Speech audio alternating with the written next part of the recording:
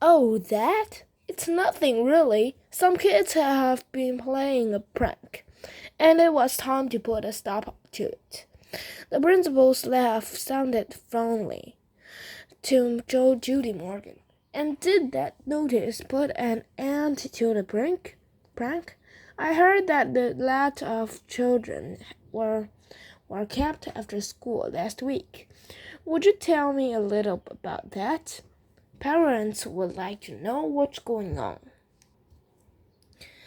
Mrs. Chatham looked like a kid who had been sent to the principal's office. She squirmed a little in her chair and tried to smile. She said, "Well, we do still have a little problem, but it's under control. Mrs. Granger may have overreacted a bit. I don't think the children have really been trying to be disrespectful. They are just having some fun. And it's more like a difference of opinion." And then Mrs. Chatham went on to tell the reporter what she knew about the word Frindle and how it had become popular among the students. Judy Morgan took careful notes, and when the principal had finished, Judy said, "Would you mind if I ask Mrs. Granger a few questions?" Mrs. Chatham said, "No, not at all." But Judy could tell that the principal wished she would just go away. What could she say, though? Mrs. Chatham couldn't very well keep the reporter away from Mrs. Granger because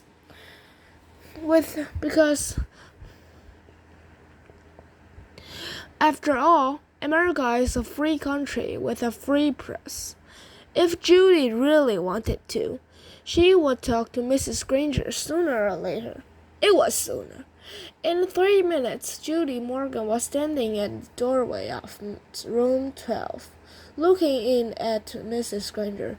There were about 15 children sitting at desks scattered around the room, busy writing on their own 100 sentences.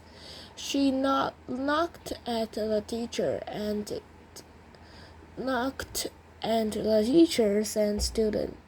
teacher and students looked up for their work. "I'm Judy Morgan from the Westfield Gazette.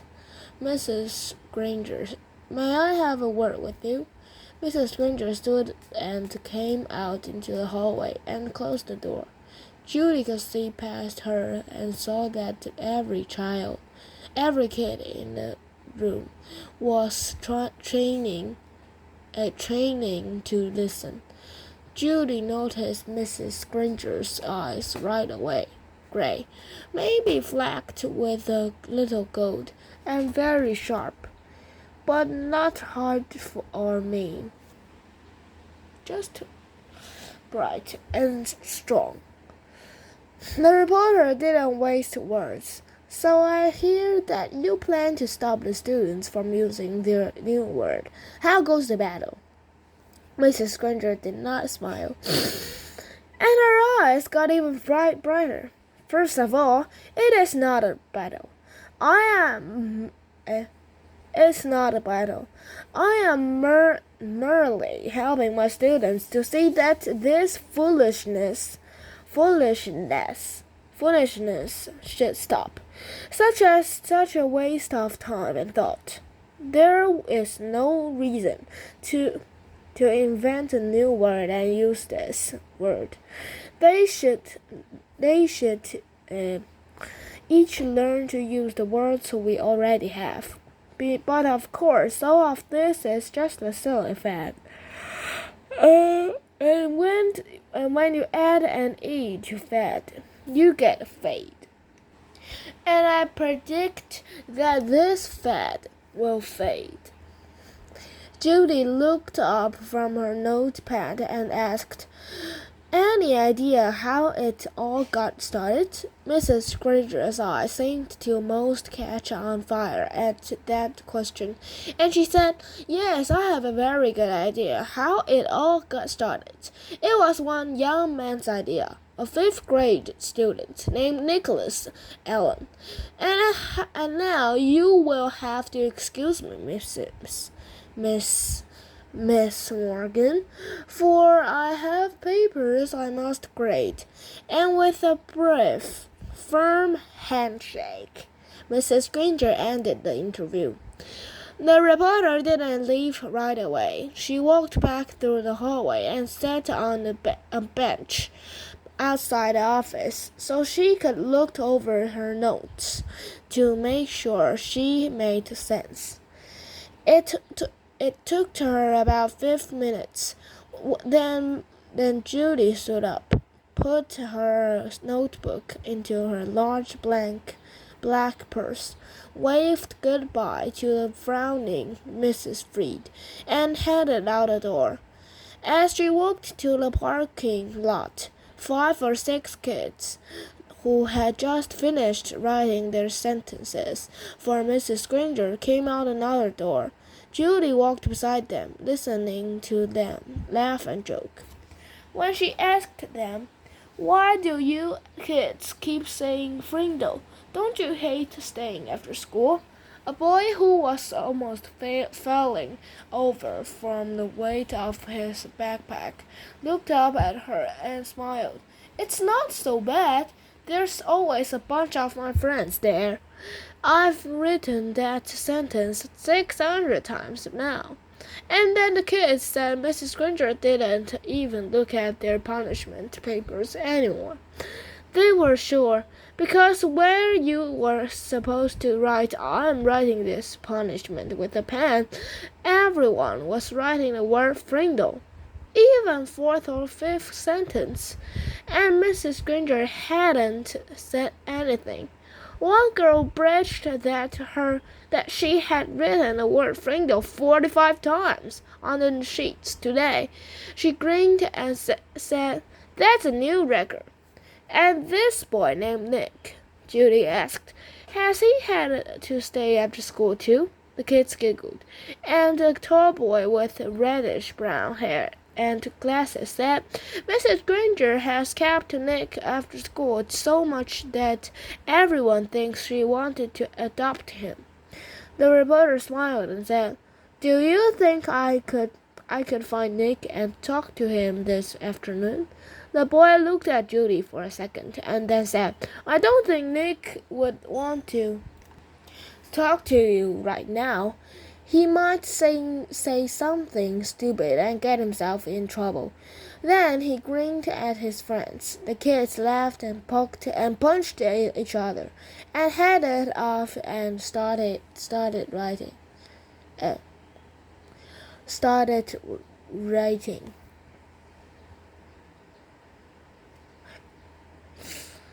And headed off down the block. Judy drove back to her office and started writing. The next morning, a brown envelope arrived at the Gazette offices, addressed to Judy Morgan, and below her name was written Frindle Story. When Judy opened it, there was a class picture. The 5th grade at Lincoln Elementary School. Mrs. Granger and the 6 other teachers were standing at the ends of the rows, and the kids were dressed neatly, hair all combed. But there was something odd about the picture. The reporter looked closely, and saw that each kid was holding up a pen, and each little mouth was puckered in the same way. She was puzzled for a second, but then she said softly, "Of course, they're all saying Frindle." Written on the back of the picture in neat cursive was 3rd row, 5th from left. Judy looked at the picture, and there she saw the same grinning, red-haired boy with glasses that she had talked to in the school parking lot yesterday. She chuckled and said, "Well, well, well, pleased to meet you, Mr. Nicholas Allen." 11. Extra, extra, read all about it. On Thursday morning, the Westfield Gazette was delivered to all 12,297 homes and post office boxes in Westfield. The story about Lincoln Elementary School was the first item that the front page and the headline. Local fifth grader says, "Move over, Mr. Webster." It was quite an article. Not that Judy Morgan didn't tell the truth. Every statement in the article was completely true. It was the particular way she told the truth that got things hopping around town. For example, take this sentence about Mrs. Granger. Mrs. Granger, champion of the forces of order and authority, is battling hundreds of young Frindle fighters.